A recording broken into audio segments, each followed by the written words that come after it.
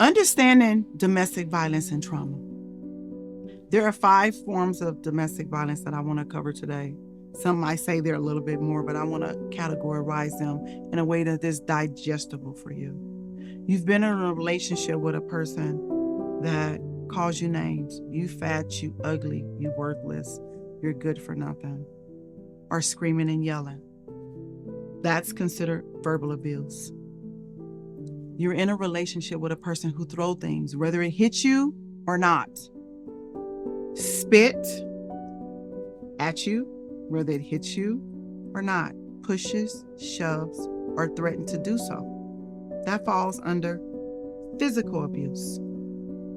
You love the Lord. You go to church. You've always been a church person, and you have a specific domination. And all of a sudden, in this new relationship, you're forced to completely shift over to whatever he chooses and how he chooses. You are not allowed to go to church when you want to, pay your tithes, or be a part of your congregation. That is definitely spiritual abuse. You're sleeping, resting. Oh my God, I'm so tired. I have a good night's sleep. And then you're forced to do some sexual acts that you're not comfortable with. Or your partner's encouraging you to bring another person in your bed that you're not comfortable with. How about you're in a relationship and your partner tells you, oh, he or she was better than you. All of that falls under sexual abuse.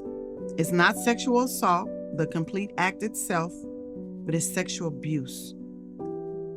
Last but not least,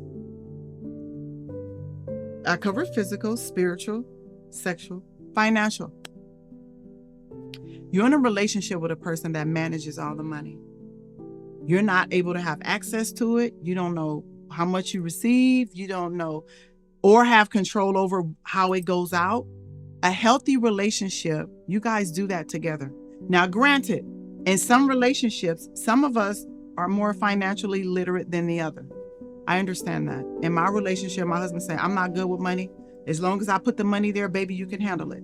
That's different because that was a conversation that we had up front. But in some relationships, your partner is forcing you to spend what you want, they want you to spend, or don't allow you to understand what it is that they can spend.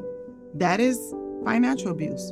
Overspending, you know doggone well we got all these bills, but every time you turn around, you're buying a new pair of shoes or a purse, and then our finances are not taken care of. So I just gave you 4 forms of abuse. And then I want to talk to you about this last one, mental abuse. Oh my God, oh my God, oh my God.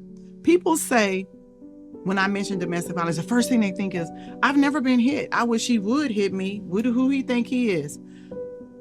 There don't have to be hitting. And not just he, because women are just as responsible for all these forms of abuse as men are. So it's not a he thing. I'm saying he because I'm a female and my partner will be a he. But women are very abusive as well. We abuse more verbally. However, it's still abusive. So this mental abuse is you're in this relationship with this person and then they're completely silent. So now you're walking around the house looking like, what did I do? Is he mad? What did I do? Hello, you say good morning. They just, right? That does something to your mental health because you're not sure if they don't love you anymore, if you're not wanted, if you're not respected. Well, what's wrong with him? So you're playing this mental tape in your head consistently on loop until he speaks to you or till you speak to him. That's a form of emotional and mental abuse. When you do mental, they go together, mental and emotional. Another example of that is being in a relationship with a person that's cheating. Because now you're sitting at home thinking, I'm not good enough. I'm not worthy. Oh my God. So remember I talked about cheating being a part of sexual abuse? It's also a part of mental abuse. Because cheating it, and if they are cheating, then that means they can go get a sexually transmitted disease and bring it home. If there's cheating, then you're looking at yourself like, I'm not good enough. That does something to your psyche. Also, verbal abuse is also a part of mental abuse. How does that happen?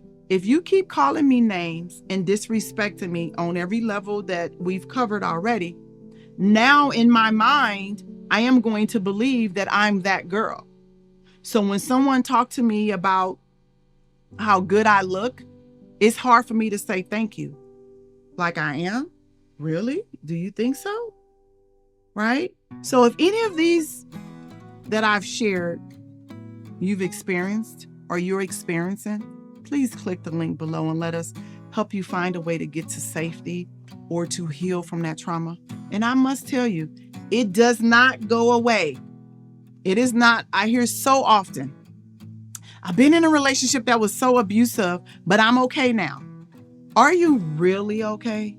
Look at how you choose your partners or not. Look how you get along with them or not. Look how your children are communicating or not. So all of these things is from past trauma, but now they're affecting the relationship that you're in, or it makes you feel not getting in a relationship. So if anything I said stands out for you, please click the link below and let's talk about it, because that cycle is from the honeymoon stage to the tension to the incident, and then it starts all over again. But in order for you to become healthy, you have to get out of the cycle.